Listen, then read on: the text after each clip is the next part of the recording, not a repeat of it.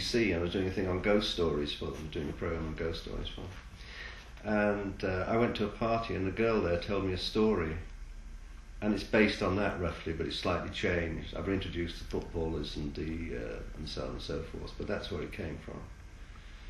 And then Phil, I mentioned it to Phil, and he said, "Oh, I know somebody called Tim who's got very good camera. He's a good cameraman, and he'd be interested in doing it." So it went on from there.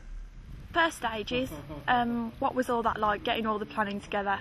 Quite stressful? No, not too bad at all, really, because, you know, I've got a lot of people here that were helping. I just put the wheels in motion, and then suddenly Mike Pearson, the chap who's doing the lighting, was looking for locations, and then Judy, who Gareth knew, was the production assistant. She was making lots of phone calls and getting lots of things organised. So really, I didn't have to do that much. It was all sort of taken off within days of me putting the wheels in motion. Really. So you've been able to thus just concentrate on directing? That's right. But always wanted to do a film. Always been interested in cinema and what cinema can do. Mm-hmm. And so I was very happy, and we've got a wonderful team around us. I just happen to know a lot of people, like Tim and Phil, who's an excellent director and have got a very good eye for film. Colin, who came in and did design, who is absolutely first rate. Judy, who coordinated the whole thing. So it was just a very good little team. It was amazingly painless. Mom! Gran? That's me. But do you know who you are? Of course. Well, you didn't yesterday. I think we'll rear you. Well, the most challenging thing for me has been the interior shot in the bedroom, because the space was so small. If you can imagine, we're trying to get cameras in there with tracks, lots of lighting. We're trying to make it into a 60s room with dappled light on the wall and all that sort of thing. That was quite difficult and a hot situation to work in, a lot of people in a small room. The most difficult thing to do was actually find a period football, because it's impossible to get them these days. So what we've actually got is a white netball which had large red and blue lettering on it, which has been sanded and then dyed, and then all the seams painted separately.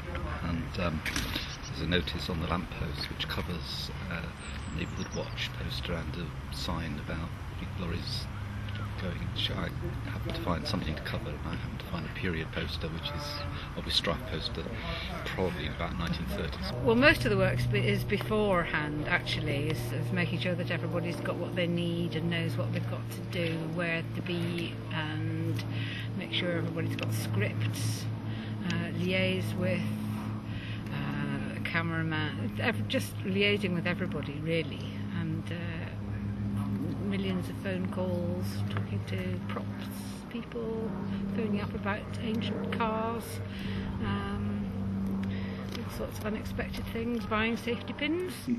Mike Pearson, who did the lighting, the sound, is an excellent person. He helped enormously, and he got hold of various actors, and we auditioned them in various places and so forth and so on. And I found that quite interesting. The auditioning the actors and seeing what they could do, you know. Lighting has always been a great interest, so that's why I continued on into the video field to find it fascinating working with actors. It's really good to work on drama. Speed. Action!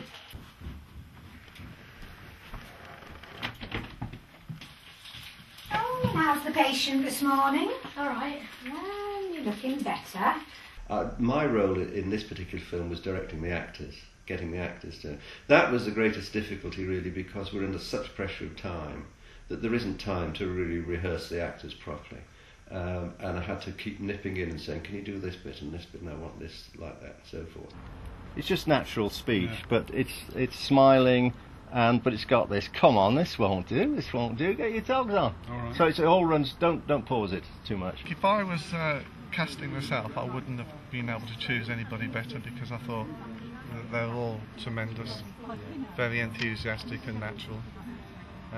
Tom, the boy, he's got a lovely face for this film, and he's doing very well with his lines. I was amazed how, you know, he was able to go back when we said to a certain part of the script and repeat it time and time again, keep it fresh all the time, and I thought he did marvellously for his age. I mean, it's quite astounding.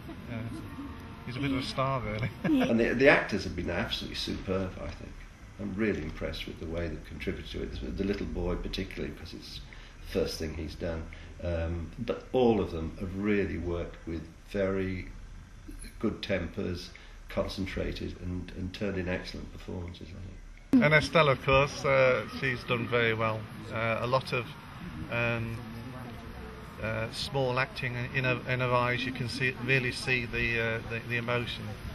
And I've edited some of those kitchen scenes, and it's really nice, the close-ups of Estelle, that works beautifully.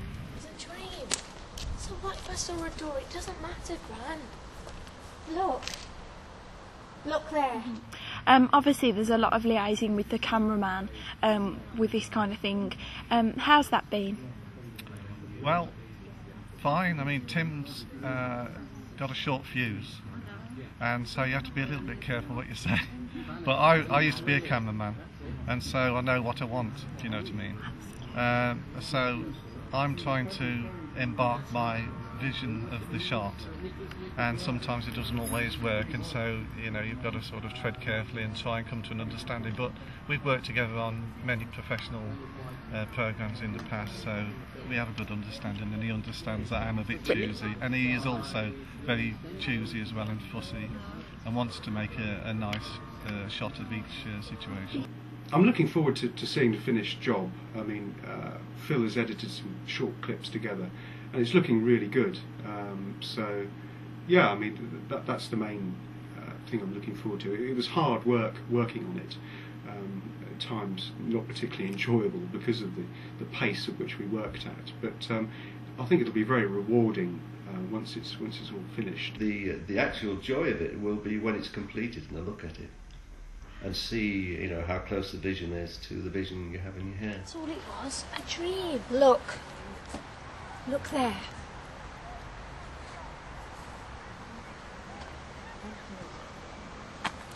Very impressed by the way everybody's worked together. There were no real hold-ups, nothing really vitally went wrong at all, and it's a very complicated process making a film.